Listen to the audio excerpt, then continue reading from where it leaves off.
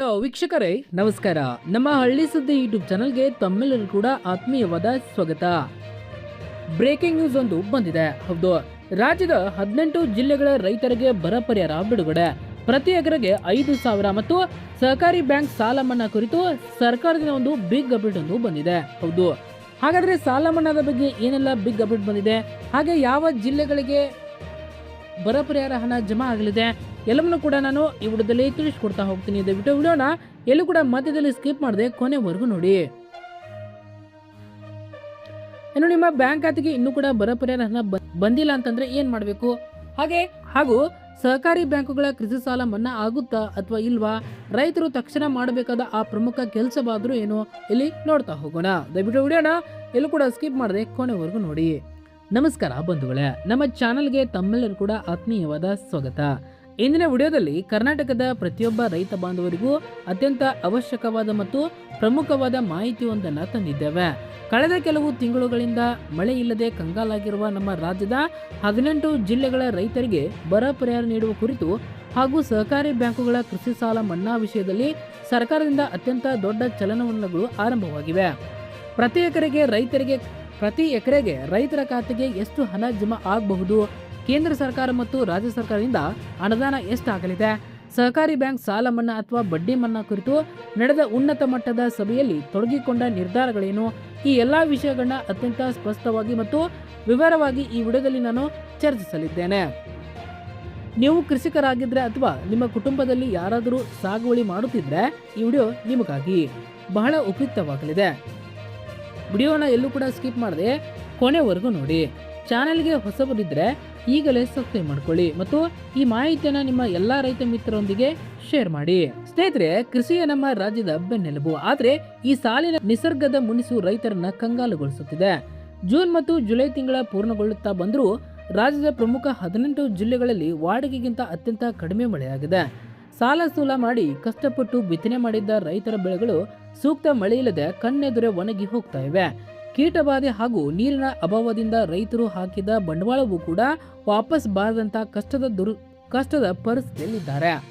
ಉತ್ತರ ಕರ್ನಾಟಕದ, ಮಧ್ಯ ಕರ್ನಾಟಕ ಹಾಗೂ ಹಳೆಯ ಮೈಸೂರು ಭಾಗದ ಕೆಲವು ಜಿಲ್ಲೆಗಳಲ್ಲಿ ಕುಡಿಯುವ ನೀರಿಗೂ ಕೂಡ ಹಾಗೂ ಜಾನುವಾರುಗಳ ಮೇವಿಗೂ ಕೂಡ ತೀವ್ರ ಅಭಾವ ಸೃಷ್ಟಿಯಾಗ್ತಾ ಇದೆ.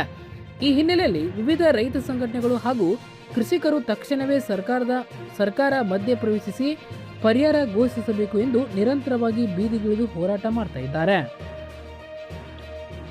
ರೈತರ ಈ ಸಂಕಷ್ಟಕ್ಕೆ ಸ್ಪಂದಿಸಿರುವ ಪ್ರಮುಖ ಕೃಷಿಕ ಸಂಘಟನೆಗಳು ಸರ್ಕಾರಕ್ಕೆ ಸ್ಪಷ್ಟವಾದ ಬೇಡಿಕೆಗಳನ್ನ ಮುಂದಿಟ್ಟಿವೆ. ಪ್ರತಿ ಎಕರೆಗೆ ಕನಿಷ್ಠ 5,000 ರೂಪಾಯಿ ನಷ್ಟ ಪರಿಹಾರ ಹಾಗೂ ಬೆಳೆ ನಷ್ಟ ಅನುಭವಿಸಿದ ಪ್ರತಿಯೊಬ್ಬ ರೈತನು ಕೂಡ ಕನಿಷ್ಠವಾದ ಪ್ರತಿ ಎಕರೆಗೆ 5,000ದಂತೆ ನೇರ ನಗದು ವರ್ಗಾವಣೆ ಮೂಲಕ ಪರಿಹಾರ ಧನ ಜಮಾ ಮಾಡಬೇಕು, ಹಾಗೆ ತಕ್ಷಣ ಜಮಾ ಮಾಡಬೇಕು ಅಂತ ಕೂಡ ಹೇಳಿದ್ದಾರೆ. ಯಾವುದೇ ವಿಳಂಬವಿಲ್ಲದೆ, ಮಧ್ಯವರ್ತಿಗಳ ಹಸ್ತಕ್ಷೇಪವಿಲ್ಲದೆ ಹಣ ನೇರವಾಗಿ ರೈತರ ಬ್ಯಾಂಕ್ ಖಾತೆಗೆ ಸೇರಬೇಕು ಅಂತ ಕೂಡ ಒತ್ತಾಯ ಮಾಡಿದ್ದಾರೆ. ಈ ನಿಟ್ಟಿನಲ್ಲಿ ರಾಜ್ಯ ಸರ್ಕಾರವು ಕೇಂದ್ರ ಸರ್ಕಾರಕ್ಕೆ ಈಗಾಗಲೇ ಪತ್ರ ಬರೆದಿದ್ದು ಪ್ರಧಾನಮಂತ್ರಿಯವರಿಗೂ ಕೂಡ ಮನವಿಯನ್ನು ಸಲ್ಲಿಸಲಾಗಿದೆ. ಎನ್ಡಿಆರ್ಎಫ್ ಹಾಗೂ ಎಸ್ಡಿಆರ್ಎಫ್ ಮಾರ್ಗಸೂಚಿಗಳ ಅನುಸಾರವಾಗಿ ರಾಜ್ಯದಲ್ಲಿ ಬೆಳೆ ಹಾನಿ ಜಂಟಿ ಸಮೀಕ್ಷೆ ನಡೆಸಲು ಕೇಂದ್ರದ ಅಧ್ಯಯನ ತಂಡವನ್ನು ಕಳುಹಿಸಿಕೊಡುವಂತೆ ಕೋರಲಾಗಿದೆ. ಕೇಂದ್ರದಿಂದ ಅನುದಾನ ಬಿಡುಗಡೆಯಾದ ಕೂಡಲೇ ರಾಜ್ಯದ ಪಾಲನ್ನ ಸೇರಿಸಿ ರೈತರ ಖಾತೆಗೆ ಬರ ಪರಿಹಾರ ಜಮಾ ಮಾಡುವ ಯೋಜನೆಯನ್ನ ರೂಪುಗೊಳ್ತಾ ಇದೆ.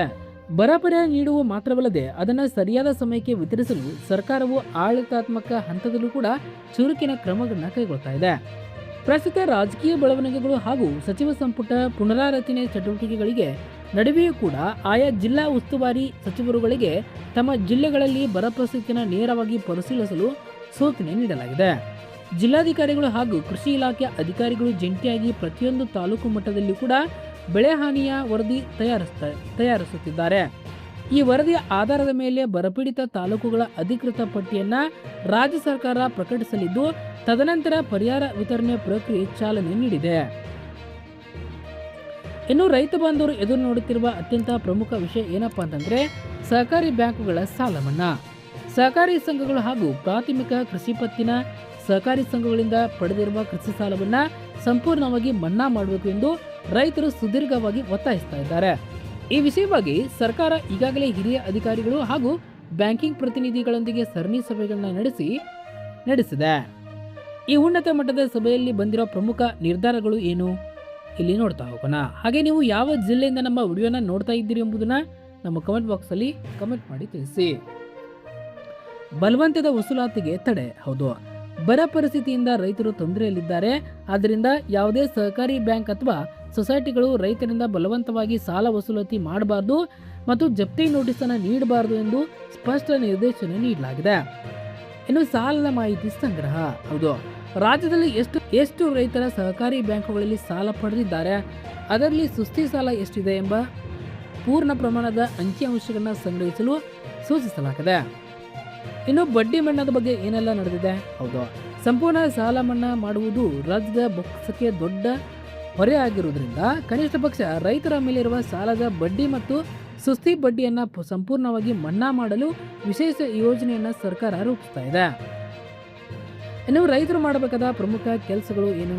ಹೌದು ಸ್ನೇಹಿತರೆ, ಸರ್ಕಾರದಿಂದ ಬರ ಪರಿಹಾರದ ಹಣ ಬಿಡುಗಡೆ ಆದ ತಕ್ಷಣವೇ ನಿಮ್ಮ ಖಾತೆಗೆ ಯಾವುದೇ ಅಡೆತಡೆಯಿಲ್ಲದೆ ಹಣ ತಲುಪಬೇಕಾದ್ರೆ ನೀವು ಕೆಲವೊಂದು ಮುಖ್ಯ ಕೆಲಸಗಳನ್ನ ಮಾಡಬೇಕು.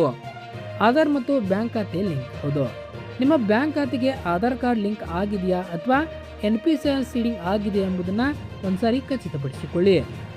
ಫ್ರೂಟ್ ತಂತ್ರಾಂಶದಲ್ಲಿ ರೈತರ ನೋಂದಣಿ ಮಾಡಿಕೊಳ್ಬೇಕಾಗುತ್ತೆ. ನಿಮ್ಮ ಜಮೀನಿನ ವಿವರಗಳು ಕೃಷಿ ಇಲಾಖೆಯ ಫ್ರೂಟ್ ಪೋರ್ಟಲ್ನಲ್ಲಿ ಸರಿಯಾಗಿ ನೋಂದಣಿ ಆಗಿರಬೇಕು. KYC, ನಿಮ್ಮ ಬ್ಯಾಂಕ್ ಶಾಖೆಗೆ ತೆರಳಿ KYC ಪ್ರಕ್ರಿಯೆಯನ್ನು ಪೂರ್ಣಗೊಳಿಸಬೇಕಾಗುತ್ತೆ. ಈ ಸಣ್ಣ ಕೆಲಸಗಳನ್ನ ನೀವು ಮೊದಲೇ ಮಾಡಿಟ್ಟುಕೊಂಡ್ರೆ ಸರ್ಕಾರ ಹಣ ಬಿಡುಗಡೆ ಮಾಡಿದ ತಕ್ಷಣವೇ ನಿಮ್ಮ ಬ್ಯಾಂಕ್ ಖಾತೆಗೆ ಹಣ ನೇರವಾಗಿ ಜಮಾ ಆಗುವಂಥದ್ದು. ಒಟ್ಟಾರೆಯಾಗಿ ರಾಜ್ಯದ 18 ಜಿಲ್ಲೆಗಳ ರೈತರಿಗೆ ಬರ ಪರಿಹಾರ ನೀಡುವ ಪ್ರಕ್ರಿಯೆ ಮತ್ತು ಸಾಲದ ಬಡ್ಡಿ ಮನ್ನಾ ಮಾಡುವ ಯೋಜನೆಗಳು ಕೂಡ ಅಂತಿಮ ಹಂತದಲ್ಲಿವೆ. ಸರ್ಕಾರದಿಂದ ಅಧಿಕೃತ ಆಜ್ಞೆ ಅಥವಾ ಪಟ್ಟಿ ಹೊರಬಿದ್ದ ತಕ್ಷಣವೇ ಮತ್ತೊಂದು ವಿಡಿಯೋ ಮೂಲಕ ನಿಮಗೆ ಅಪ್ಡೇಟ್ ಅನ್ನು ಕೊಡ್ತೇನೆ. ನಿಮ್ಮ ಊರಿನಲ್ಲಿ ಮಳೆಯ ಪರಿಸ್ಥಿತಿ ಹೇಗಿದೆ, ನಿಮ್ಮ ಜಿಲ್ಲೆಯಲ್ಲಿ ಬರ ಪರಿಹಾರ ಸಿಗಬೇಕೆ ಹಾಗೂ ಎಕರೆಗೆ 5,000 ಪರಿಹಾರ ಸಾಕು ಎಂಬುದನ್ನು ನಮ್ಮ ಕಮೆಂಟ್ ಬಾಕ್ಸಲ್ಲಿ ತಪ್ಪದೆ ಕಮೆಂಟ್ ಮಾಡಿ ತಿಳಿಸಿ. ನಿಮಗೆ ಬರ ಪರಿಹಾರ ಜಮಾ ಆಗಬೇಕಂದ್ರೆ ಯಾವೆಲ್ಲ ದಾಖಲೆಗಳು ಇರಬೇಕು. ಹೌದು, ರೈತರು ಫ್ರೂಟ್ ತಂತ್ರಾಂಶದಲ್ಲಿ ಕಡ್ಡಾಯವಾಗಿ ನೋಂದಣಿ ಮಾಡಿಸಿಕೊಂಡಿರಬೇಕು. ನಂತರ ರೈತರ ಹೆಸರಿನಲ್ಲಿ ಜಮೀನಿನ ಪಹಣಿ ಇರಬೇಕು ಹಾಗೂ ಜಮೀನಿಗೆ ಆಧಾರ್ ಲಿಂಕ್ ಆಗಿರಬೇಕು. ನಂತರ ಬ್ಯಾಂಕ್ ಖಾತೆಗೆ ಆಧಾರ್ ಕಾರ್ಡ್ ಲಿಂಕ್ ಆಗಿರಬೇಕು. ಅಂದರೆ DBT ಮೂಲಕ ನಿಮ್ಮ ಖಾತೆಗೆ ಹಣ ಜಮಾ ಆಗುವಂಥದ್ದು. ಇನ್ನು ಜಮೀನು ಜಂಟಿ ಖಾತೆಯಲ್ಲಿದ್ದರೆ FIDಯಲ್ಲಿ ಪ್ರಮುಖ ಹಕ್ಕುದಾರನಾಗಿರುವ ಖಾತೆಗೆ ಮಾತ್ರ ಹಣ ಜಮಾ ಆಗುತ್ತೆ. ಇನ್ನು ಮೊಬೈಲಲ್ಲೇ ಬರ ಪರಿಹಾರ ಸ್ಟೇಟಸ್ ಅನ್ನು ಚೆಕ್ ಮಾಡೋದು ಹೇಗೆ. ಹೌದು, ನೀವು ಗೂಗಲಲ್ಲಿ ಪರಿಹಾರ ಕರ್ನಾಟಕ ಅಧಿಕೃತ ವೆಬ್ಸೈಟ್ಗೆ ಭೇಟಿ ನೀಡಬೇಕಾಗುತ್ತೆ. ಮುಖಪುಟದಲ್ಲಿ ರೈತ ಸೌಲಭ್ಯ ವಿಭಾಗಕ್ಕೆ ಆಯ್ಕೆ ಮಾಡಿ ಅಲ್ಲಿ ಪರಿಹಾರ ಹಣ ವಿವರ ಮೇಲೆ ಕ್ಲಿಕ್ ಮಾಡಬೇಕಾಗುತ್ತೆ. ನಿಮ್ಮ ಆಧಾರ್ ಸಂಖ್ಯೆ ಅಥವಾ FIDಯನ್ನು ನಮೂದಿಸಿ ವರ್ಷ ಹಾಗೂ ಋತುವನ್ನು ಆಯ್ಕೆ ಮಾಡಿ ನಂತರ ಕೆಳಗಡೆ ಡೀಟೇಲ್ಸ್ ಕೆಳಗಡೆ ಕ್ಲಿಕ್ ಮಾಡಿದರೆ ನಿಮ್ಮ ಖಾತೆಗೆ ಹಣ ಜಮಾ ಆಗಿದೆಯಾ ಅಥವಾ ಇಲ್ವಾ ಎಂಬುದು ಅಲ್ಲಿ ವಿವರ ಕಾಣಿಸುತ್ತೆ. ಒಟ್ಟಾರೆಯಾಗಿ ರಾಜ್ಯದ 18 ಜಿಲ್ಲೆಗಳ ರೈತರಿಗೆ ಬರ ಪರಿಹಾರ ನೀಡುವ ಪ್ರಕ್ರಿಯೆ ಮತ್ತು ಸಾಲದ ಬಡ್ಡಿ ಮನ್ನಾ ಮಾಡುವ ಯೋಜನೆಗಳ ಅಂತಿಮ ಹಂತದಲ್ಲಿವೆ. ಸರ್ಕಾರದಿಂದ ಅಧಿಕೃತ ಆಜ್ಞೆ ಅಥವಾ ಪಟ್ಟಿ ಹೊರಬಿದ್ದ ತಕ್ಷಣವೇ ಮತ್ತೊಂದು ವಿಡಿಯೋ ಮೂಲಕ ನಾನು ನಿಮಗೆ ಅಪ್ಡೇಟ್ ಅನ್ನು ನೀಡುತ್ತೇನೆ.